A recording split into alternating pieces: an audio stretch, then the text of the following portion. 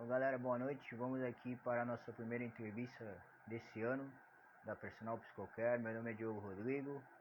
Hoje a nossa entrevista é com o preparador físico do Clube Grêmio de Porto Alegre, Guilherme Azevedo. Vamos chamar ele aqui para começar a nossa entrevista.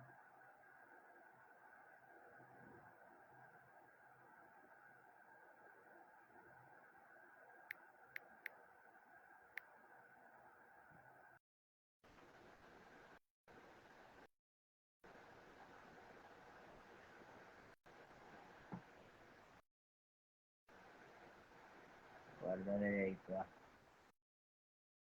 começar.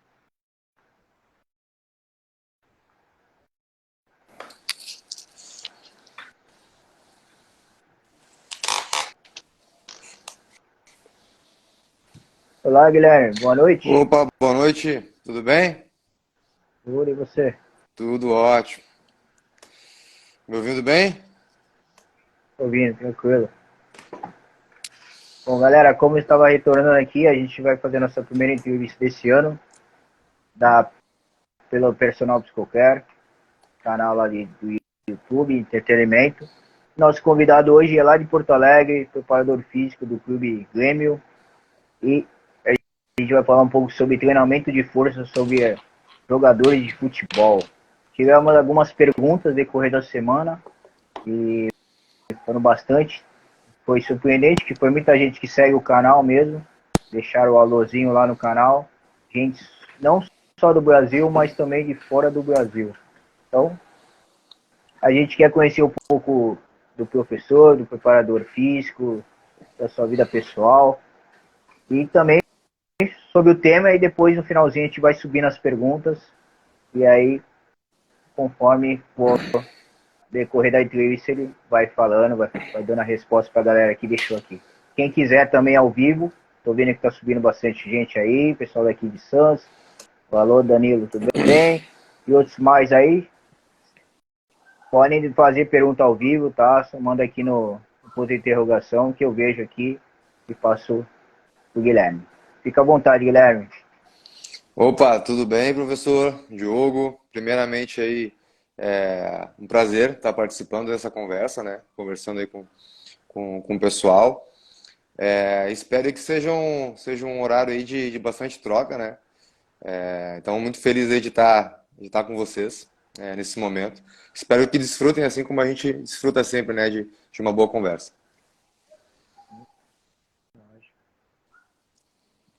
Como que como começou essa preparação física? Como que você entrou no Grêmio? Conta um pouquinho da sua vida aí pra gente entrar no tema. Show de bola. Assim, prof, como todo brasileiro, né, a grande maioria é envolvido com futebol desde criança, né? Tentei ali ser jogador, aquela história toda, até mais ou menos ali 23, 24 anos pelo Brasil jogando futebol, mas nunca consegui, né, virar realmente um jogador de sucesso, né, assim como é o esperado. E e logo no último clube que eu estava jogando, apareceu uma oportunidade para estudar, né, para representar ali uma faculdade com bolsa de estudos, né, para jogar futebol. E eu aproveitei, fui jogar futebol pela faculdade e me matriculei em educação física. E, cara, desde o primeiro semestre, assim, eu me apaixonei, né, pela área, né, já comecei estagiando e, e já na mesma hora, assim, no meu primeiro semestre que eu comecei, eu já tive a certeza que era aquilo que eu queria fazer, né, da minha vida. Já deixei de lado ali aquela vontade de jogar futebol profissionalmente e queria estudar, queria aprender, queria ver as possibilidades, né, que a educação física podia me trazer. E naquele momento, um amigo meu que trabalhava já no Grêmio, o professor Ruimar, da parte técnica lá, hoje ele é preparador, ele é treinador da Sub-17, ele me comentou de uma vaga de estágio. E eu falei, cara, vamos embora, vamos lá ver. E acabei entrando no estágio, e isso há 8 anos atrás, acabei então, fiz o estágio lá, acabei me formando nesse meio tempo e já fiquei pelo clube mesmo contratado. Então, foi daí, cara, foi tudo muito rápido, assim, né? Mas sempre envolvido com futebol, a gente é uma coisa que nunca saiu da rotina, assim, né? E nesse meio do caminho a gente foi fazendo novos projetos, né? Projetos ali de escolas de futevôlei, projetos de curso, de treinamento funcional, treinamento de força. E, e hoje sigo ainda no Grêmio, né? Sigo no Grêmio ainda 7, 8 anos, sou um pouco ruim de data. Mas resumidamente essa é a minha história, professor. Deixa eu mandar um Bom, abraço aqui pro César Lopes, aqui que acabou de entrar. Cezinha, treinador Cezinha. Grande abraço, Cezinha. você teve algum altos e baixos na vida? Pensou em largar um pouco a parte de futebol, fazer preparação? Teve convite de outros esportes?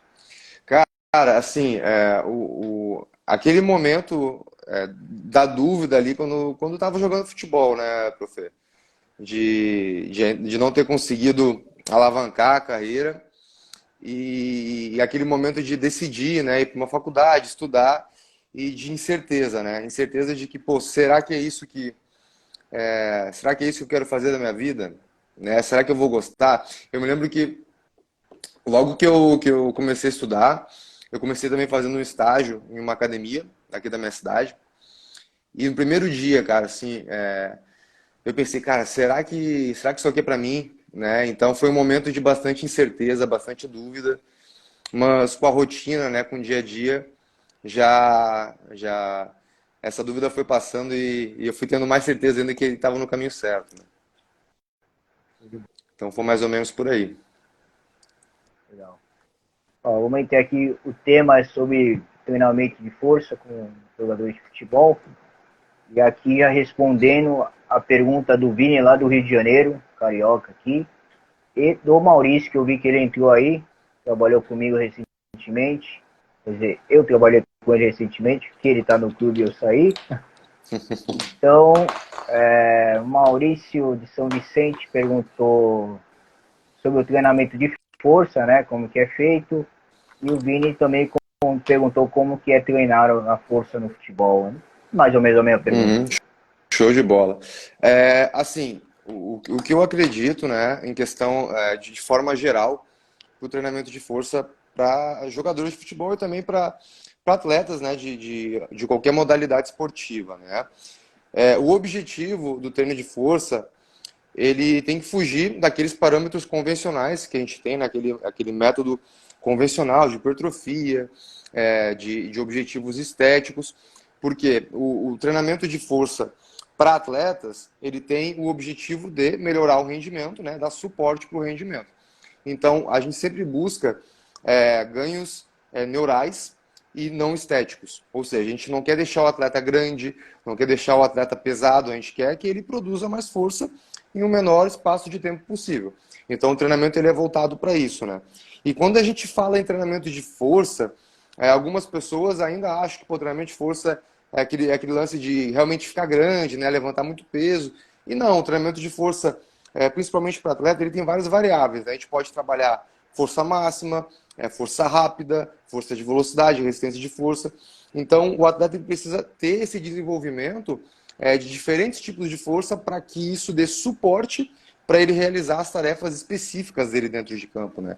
Então, até hoje em dia, se fala muito no termo treinamento específico, né? E o treinamento de força ele não é um treinamento específico para esporte. Nenhum treinamento de força é específico, né? Pô, agachar com uma barra nas costas, levantar um peso, o atleta não vai reproduzir isso no jogo. Mas isso vai dar suporte para que ele consiga realizar as tarefas de alta intensidade, né, dentro da partida, dentro do treino, né? E também vai promover ali uma estabilidade, vai promover de diversas estruturas para que ele consiga desempenhar, né, nas suas demandas, que não é nada fácil, né? As demandas são muito intensas, o corpo é muito cobrado. Então, o treinamento de força está aí para isso, né? Ele é um suporte, né, para o atleta conseguir ficar mais tempo em campo. Legal, legal. Bom, então respondemos aqui também agora que eu vi. O Léo de Curitiba, qual a importância do treinamento de força? Já respondeu. Deixa eu ver se tem alguma coisa parecida aqui.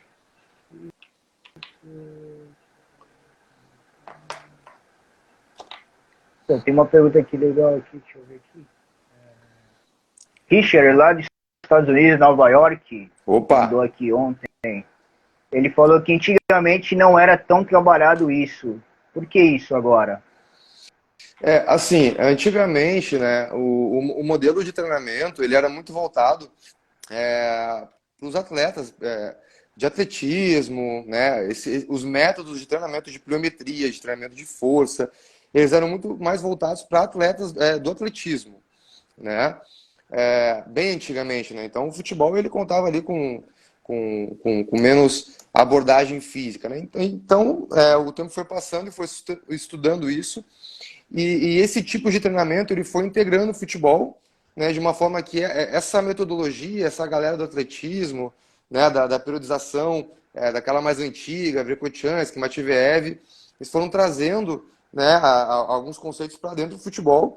E hoje, obviamente, com estudo, com teste, com atualização, tecnologia, foi tudo sendo mais integrado, né? Então, o que antes se fazia de forma muito analítica, hoje já se consegue se realizar de uma forma mais integrada, né? O treinamento físico ele é muito antigo, né, cara? A gente tem em 1800 a gente já tem trabalho ali científico mostrando intervenções de trabalho de força periodizado, trabalho de força organizado, é, mas nunca de uma forma integrada ao esporte para entender, pô, é, para determinado esporte, qual seria o melhor tipo de trabalho, né? E a gente, na verdade, está engatinhando para isso ainda, né? Falta muita coisa ainda a gente descobrir, porque quando se sai um estudo, quando se sai uma novidade, alguma coisa, a gente tem que entender que foi para determinada população, né? E a gente precisa validar isso no meio de cada esporte, né? Cada esporte tem sua característica, né? Sua peculiaridade. Então, a gente tem muito ainda a aprender né, em relação a treinamento, né? Acho que todo dia a gente aprende um pouco e a gente está engatinhando ainda, né, nessa parte de encontrar o método, a maneira perfeita aí de treinar o atleta de futebol, né? Isso que é o legal, né? Eu Legal. acho que essa que é a parte mais legal, né? Saber que a gente tem muito ainda para evoluir. Ó, aqui, recebemos aqui agora recentemente. Ele é o Thiago lá da Alemanha, em Berlim. Ele mandou aqui falando que ele acompanha bastante futebol brasileiro, apesar que ele torce do Bayern de Munique, tá morando lá mesmo. Então ele falou que, vamos aqui, o exemplo aqui do São Paulo, você acha que o treinamento, não sei, ele deve ser leigo, mas ele perguntou se o treinamento de força excessivo pode ocasionar com muitas lesões, como a gente recentemente viu aí no Campeonato Paulista, o Rogério Ceni, né, o técnico Rogério Ceni, sem os seus produtos, os jogadores, a maioria praticamente todos machucados, tava quase já jogando os moleques de Cotia para jogar lá, porque não tinha jogador. Você acha que muito isso é excesso de força ou é outro tipo de treinamento que está ocasionando com essas lesões dos jogadores? Thiago, né? Isso? O Thiago que fez a Sim, pergunta? Abraço, sim. Thiago, obrigado pela pergunta.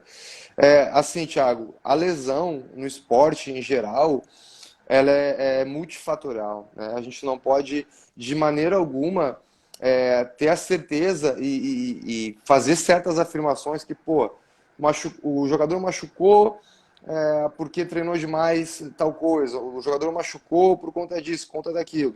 Cara, a gente tem diversos fatores aí que podem ocasionar lesão dos jogadores, né? Vamos lá, vamos citar alguns. Calendário de jogos, acho que o principal, né? A gente tem vários estudos aí mostrando que o acúmulo aí de jogos, a minutagem, né? Quanto mais minutagem, mais exposto o atleta tá e maior é o risco dele se machucar, né?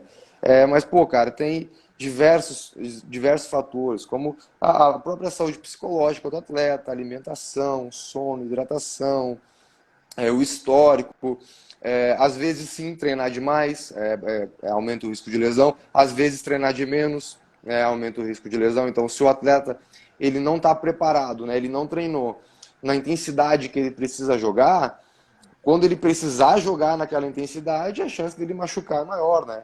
Então ele pode não conseguir fazer ação ou pode machucar fazendo aquela ação, né? Então é tudo muito multifatorial.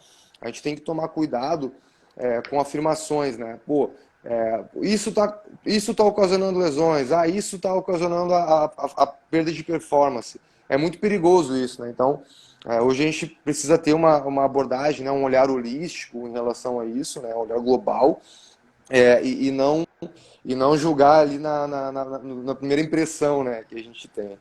Mas enfim, pode ser, né? O excesso de treinamento pode ocasionar, sim, né? O, a lesão, né? Aumentar o risco de lesão, assim como a falta de treinamento, né? E o mais legal é isso, né? É achar a dosagem, né? A dosagem que vai realmente melhorar o atleta, né? A dosagem de treino que vai melhorar o atleta, que não vai machucar o atleta, né? Então, o preparador físico ele está sempre buscando, né, essa dosagem ideal, muito por conta que, cara, cada jogador ele vai responder de uma maneira diferente ao estímulo, né? Pô, a gente tem grupos aí de vários atletas, cada um vai responder diferente ao estímulo e para um vai ser de mais, outro vai ser de menos. Então, a individualização da carga, ela é muito importante. O controle de carga que se tem hoje, né? Os dados, todos os relatórios, a parte da fisiologia, ela tá se mostrando cada vez mais importante para conseguir, né, mensurar de forma objetiva, né, a carga do atleta, como ele está se comportando, como é que ele está se adaptando aos estímulos, aos treinos, aos jogos, né? Então, nessa linha aí, Tiagão. Show de bola. Aqui, Rodrigo de São Paulo, capital. Como evoluir o músculo fraco? E outro aqui, Gabriela de Minas. Quais são os tipos de treinamento de força que você passa ou aplica nos atletas para aumentar a força deles? Qual que era a primeira, profe? Perdão? A primeira é do Rodrigo da Capital, ele perguntou como evoluir nos músculos fracos. Você consegue detectar no atleta qual é o músculo que ele tem mais dificuldade? O que acontece, né? Antes de qualquer tipo de treinamento que a gente for realizar, seja lá no clube, seja no personal trainer, seja, cara, enfim, com qualquer tipo de população, no atleta ou no não atleta, é importante a gente realizar uma boa avaliação, né? Sempre quando a gente vai trabalhar com treinamento de força, realizar uma boa avaliação, né? Avaliação de movimento, avaliação de força objetiva, para a gente poder identificar quais são as fraquezas, quais são, né, os pontos fortes, onde é que tem desequilíbrio, onde é que tem falta de função, né? Então, cadeia anterior muito forte, cadeia posterior muito forte, padrões de movimento que são feitos de forma excelente ou padrões de movimento que tem déficit de qualidade de execução.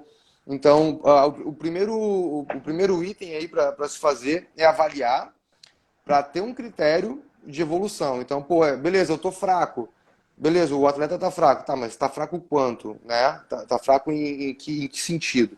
Show de bola. Detectei que o atleta, por exemplo, ele tem uma fraqueza de posterior de coxa. Então tá, eu tenho ali um número que ele consegue levantar no aparelho, eu tenho ali um número que ele conseguiu imprimir força em um dinamômetro, por exemplo, e a partir desse número, né, a gente vai treinando ele e vai reavaliando e ver como é que essa força se posiciona, né? Mas é importante não levar muito no achismo, né? Não, esse cara é fraco, tá? Mas é fraco quanto, né? E qual o tipo de fraqueza que ele tem, né? Para a gente poder ir lá, realizar um programa de treino específico para ele, de acordo com a avaliação que a gente fez, né? Então, eu sempre falo que um bom programa de treino, ele só vem a partir de uma boa avaliação, né? A gente é impossível, cara, a gente criar um método, criar um modelo de treinamento, templates prontos, pô, cara, um negócio legal, é, padrões de movimento, trabalho de força rápida, carga ótima, só que a gente não avaliar o atleta, não saber o que realmente ele precisa, né? Quais são os pontos que ele precisa, os pormenores ali do corpo do atleta, né? Então, essa é a parte mais importante. Show. Qual que era tinha uma segunda pergunta, né, prof? Segunda, Gabriela de Minas. Quais são os tipos de treino de força que você passa ou aplica nos atletas para aumentar a força deles lá no clube do Grêmio? Show. Assim, é, em todos, não só na minha rotina de trabalho em clube também, mas com atletas ali de consultoria, enfim, desde que eu iniciei, né, a trabalhar com pessoas que praticavam algum tipo de esporte, né. Eu gosto muito da seguinte linha, cara: aumentar sempre a força máxima, né, a força neural, ocasionar o mínimo para ocasionar o mínimo de hipertrofia possível, né? Ou seja, intensidade a gente não negocia, a gente vai negociar volume. Então, trabalho força máxima, trabalho força rápida, né? Ou seja, cargas que nos permitem gerar picos de potência, e também trabalhos de força onde a gente permite picos de velocidade. Vou dar um exemplo, tá, para facilitar para o colega. Quando a gente está pensando em desenvolver força máxima, né? Posso realizar ali um back squat, né, um agachamento com barra nas costas, posso utilizar ali um levantamento terra, um treinamento na máquina, um leg press, cadeira flexora, extensora, onde eu viso ali que ele promova o máximo de força, né, e que ele não consiga fazer muitas repetições, tá? Esse é um ponto a ser treinado. O atleta, se ele fosse uma equação, né? Então, se a gente mexer na força dele, a gente aumenta a potência. Se a gente mexer na velocidade dele, a gente aumenta a potência. Então, para desenvolver força, esse tipo de trabalho, altas intensidades, né, próximas a 100%, com baixos volumes, né, para permitir intensidade. Outro tipo de força trabalha é um tipo de força ali no meio da curva força-velocidade, né, que onde a gente utilizaria cargas que não são leves, mas que não são pesadas a ponto que ele não consiga realizar com velocidade. Então, por exemplo, hoje em dia está muito na moda, né, o pessoal fazer squat jump, né, utilizar carga ótima, e o conceito é esse: utilizar uma carga que o atleta precise imprimir força, imprimir aceleração, mas que ele consiga fazer isso de forma rápida. Então, se eu estou trabalhando força máxima, eu peço a maior intenção de velocidade no movimento possível, o atleta ainda assim vai continuar mexendo aquela barra de forma lenta. Ele não vai conseguir porque a carga é alta. Agora, se eu baixo essa carga, peço para ele movimentar essa barra, esse exercício, enfim, né, independente do exercício que for, de forma rápida, com máxima intenção de movimento, e ele consiga fazer, eu vou estar trabalhando essa questão de força rápida, né, e desenvolver picos de potência. E também gosto muito de trabalhar a força de velocidade, ou seja, trabalho pliométrico, trabalho de sprint, porque a velocidade também é um treino de força, né? Se a gente não aplicar força, o atleta não aplica força no solo, ele não corre. Então, a força ela está atrelada a tudo. E o grande objetivo do treinamento de força lá, da força máxima, é fazer com que aos poucos ele vá transferindo isso para a velocidade. Não adianta nada eu ter um atleta muito forte, que levanta muito peso, que sabe lidar com uma alta carga, mas que ele não consiga transferir isso para um sprint no campo, para um salto no campo. Então vira pura vaidade, né? Então, por isso que muitos atletas, quando atingem um determinado nível de força, o que é o interessante, né? O que é o ideal? É que ele só realize uma manutenção dessa força máxima e priorize as questões da força, a força especial, né? Que seria a força rápida, a força explosiva, força de impulsão, e também a força reativa, né? Que seria mais no formato ali de pliometria, sprints, mudança de direção. Então, respondendo à pergunta da colega, eu utilizo sempre nesses 3 pontos, né? Então, força máxima, a força explosiva, né? Força de impulsão, com cargas médias, com aceleração máxima, e também força reativa, que seria em formato ali de pliometria, sprint, mudança de direção, enfim, né? Esses 3 tipos aí de força, né? Show? De bola, peraí. Deixa eu ver aqui, antes de a gente responder a pergunta do pai ali. Tem uma bola aqui que ele estava falando.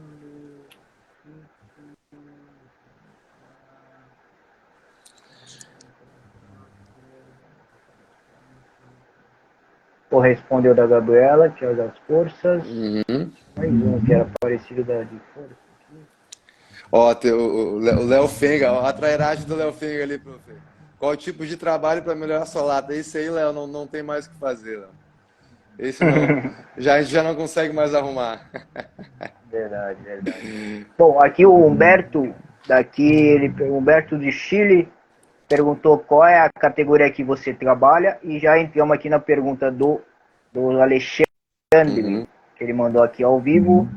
Eu sou pai de um atleta da base de futebol e perguntou qual tipos de trabalho em relação à força e potência que você aplica no Grêmio para Show de bola. atletas de 13 anos. Beleza.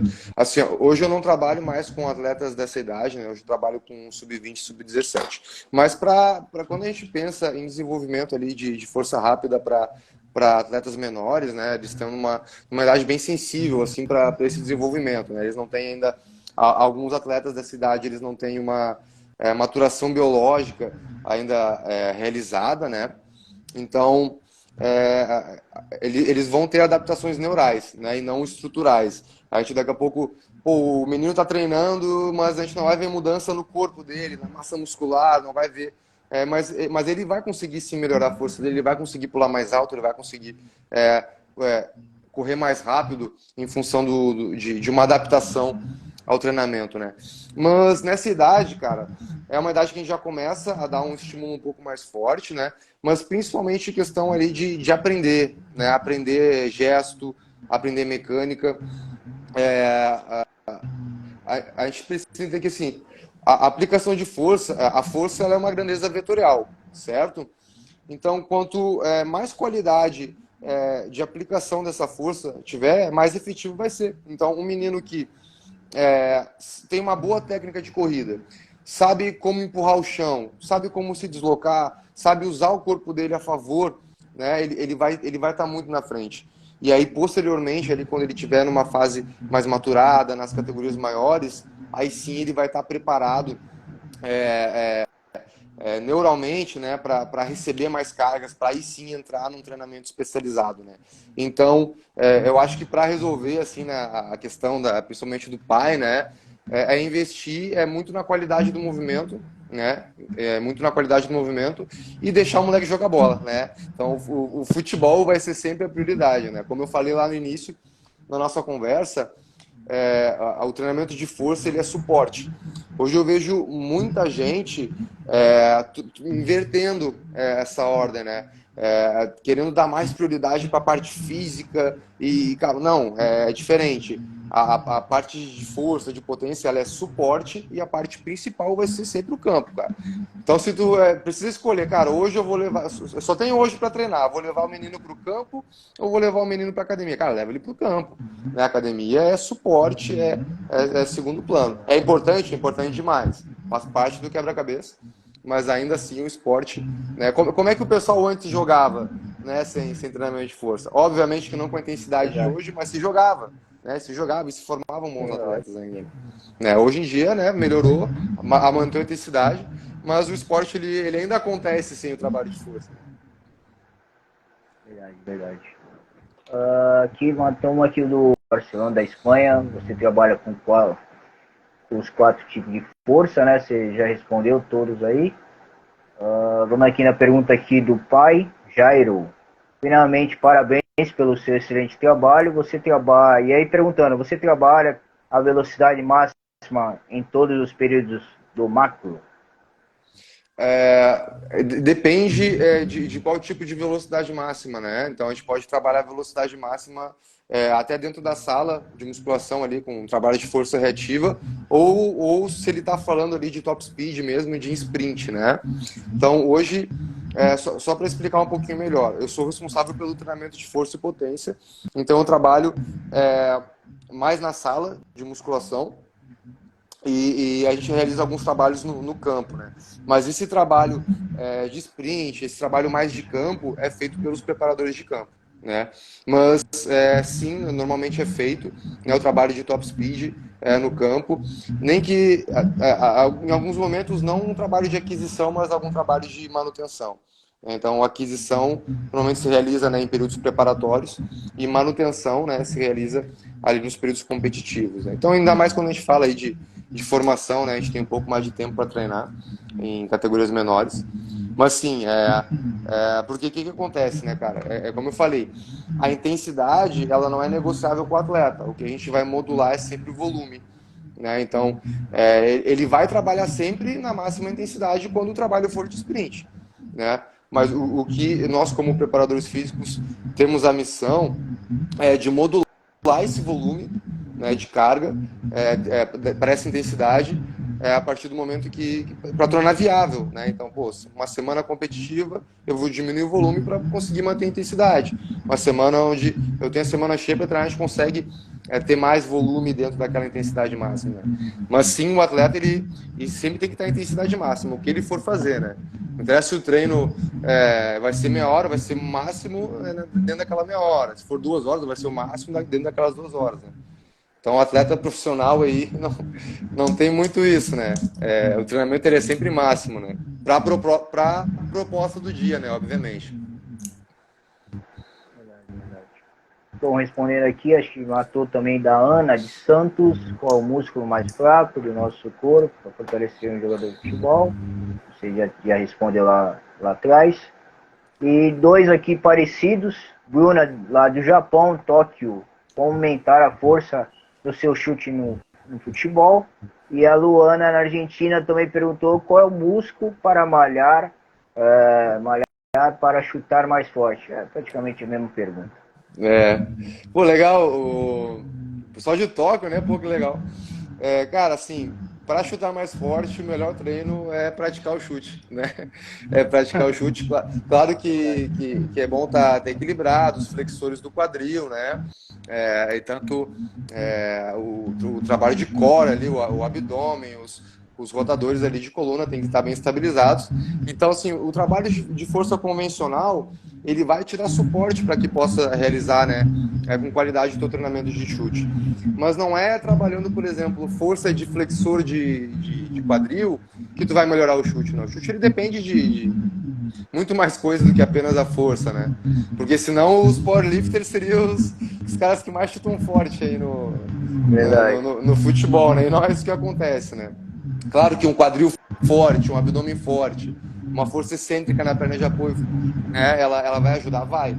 Mas o que eu posso dizer para as meninas, né, que foram que perguntaram, continua fazendo um trabalho intenso de força, né, e treina chute, né, treina trabalho e chute com as duas pernas aí, porque é isso que vai fazer. Então, treina bastante core, treina bastante equilíbrio de cadeia anterior, cadeia posterior, que isso vai ajudar bastante na hora lá da parte específica que é o trabalho de chute a goma.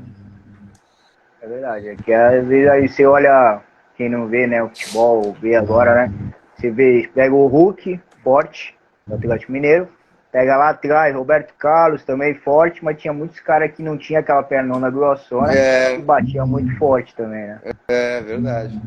É verdade. É claro que, pô, os caras têm uma alavanca forte, né, cara? Então eles têm ali um quadril forte. Isso conta, né? Conseguir ter essa força, né, de flexão, enfim, mas toda uma biomecânica ali para isso, né? Pô, a gente tem o Marcelinho Carioca, batia muito forte. Cara, a gente tem vários exemplos aí, né?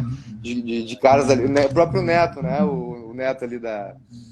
Pô, batia forte pra caramba na bola, né? E acho que o Neto nunca fez um treinamento de força como devia ser feito, né? Ele mesmo fala aí que não gostava muito de treinar.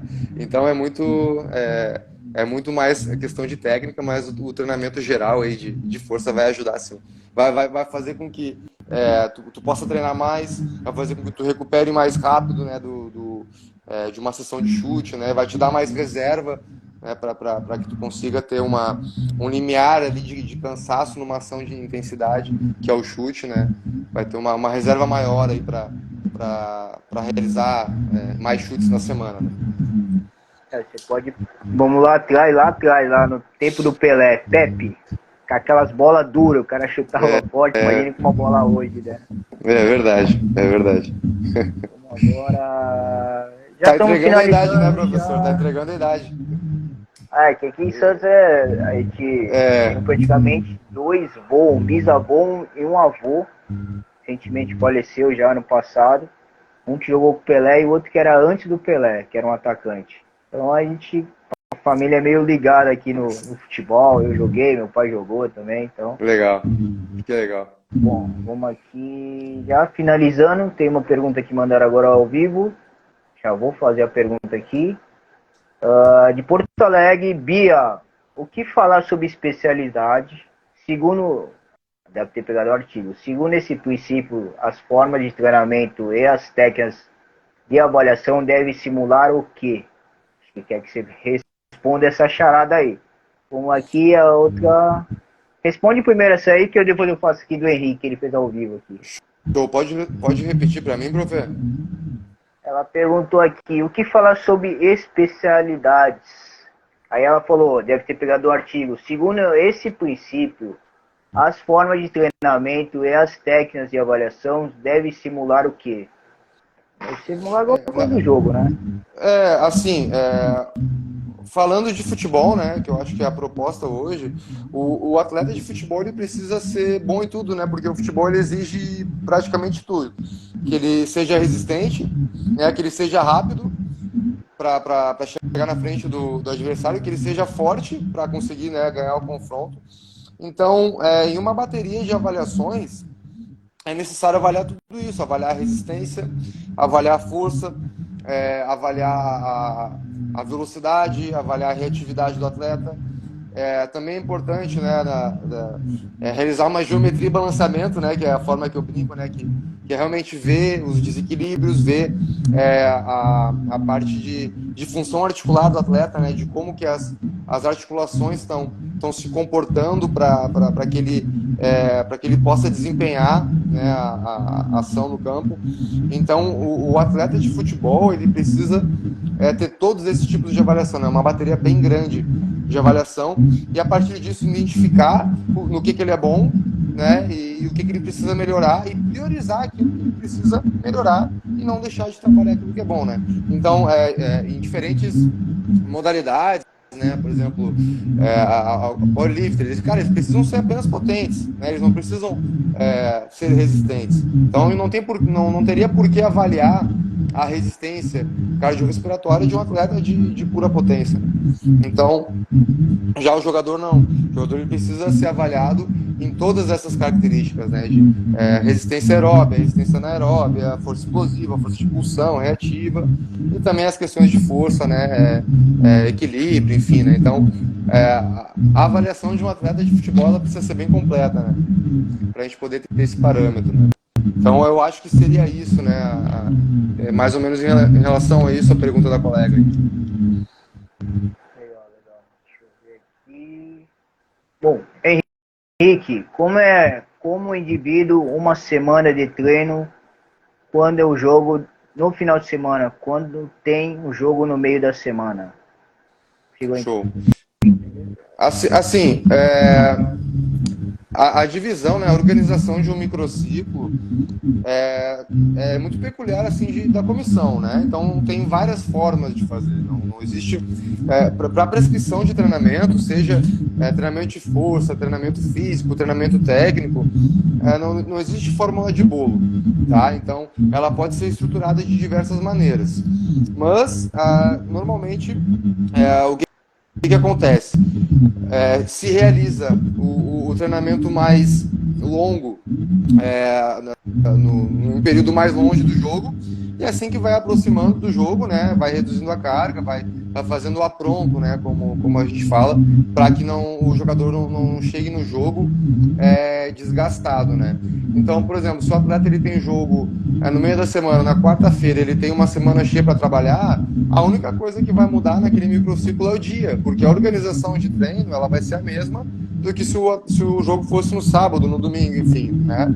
Agora, quando se tem 2 jogos na semana, a prioridade daquelas sessões de treino é recuperar o atleta, né? Recuperar o atleta, porque realmente é bem puxado, né? Jogar 2 vezes na semana. Então, esses 2 dias ali que a gente tem para treinar alguns ajustes e para recuperar o atleta. Então, é mais ou menos nessa linha aí.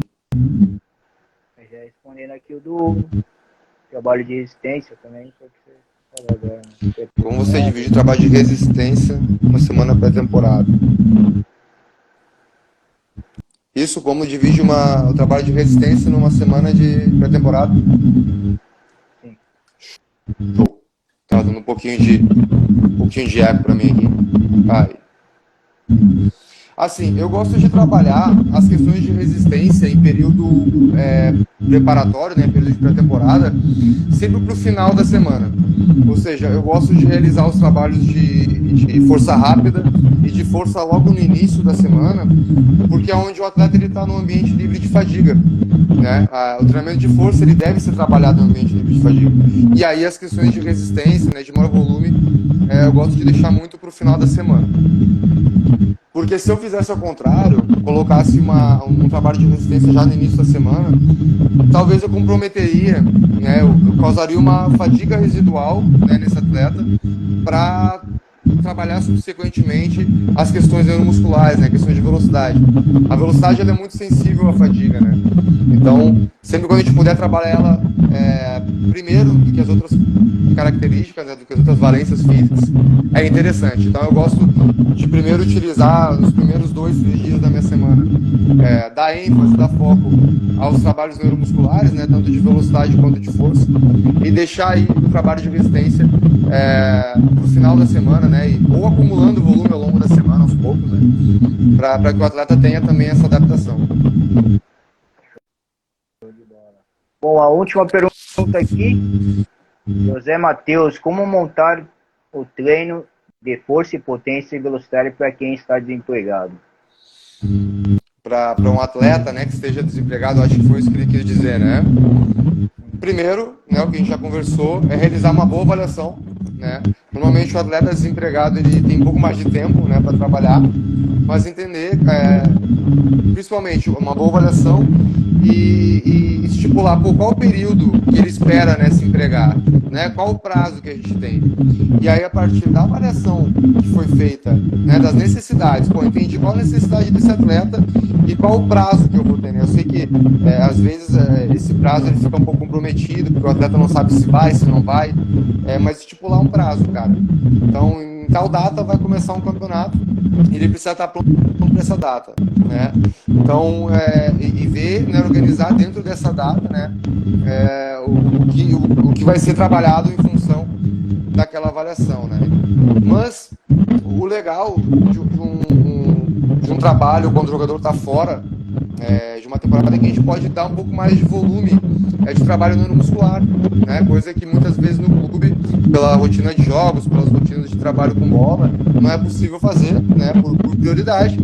E às vezes o atleta ele pode se beneficiar, né, de um período de trabalho com ênfase ali em força e potência, enfim, depende da necessidade que ele tiver. Então a ideia é priorizar isso em momentos off-season, né, que é como a gente chama. Bom, finalizamos nossas perguntas aqui, a galera também, estamos também já em cima da hora. Passa mensagem rápido, você né? quer deixar, passa rapidinho, né? Vamos ficar atento aqui, complicado. Guilherme, que mensagem você quer deixar aqui pra galera? Deixa eu só testar, tirar meu fone aqui para ver se vai dar eco, pode ser? Aí você me diz? Pode tirar. Tranquilo? Boa. Ficou tranquilo? Tá de Show. boa. Show de bola. Pode repetir a pergunta aí. Última pergunta do canal, que eu já agradeço a todos que estiveram aí, galera que fez as perguntas ao vivo, galera que mandou até de fora do país, que acompanha nosso canal lá. O canal é Personal Physical. Depois o Guilherme passa aí pro pessoal daí de Porto Alegre, o pessoal que segue ele.